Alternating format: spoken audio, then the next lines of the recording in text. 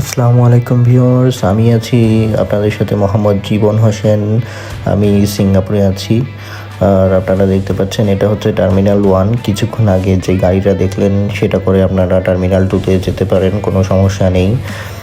আর বারবারই আমি বলেছি এটা হচ্ছে খুবই সুন্দর একটা কার্পেট বা ম্যাট যাকে বলা হয়। আর চারপাশে টার্মিনাল 1-এরও আপনারা দেখতে পাচ্ছেন অনেক সুন্দর। এই সাইডটা হচ্ছে টার্মিনাল 2 যেতে হয়, আর এই সাইডটা হচ্ছে টার্মিনাল 1-এর রাস্তা আর কি। এখানে আপনার ইমিগ্রেশন চেক করা হয়।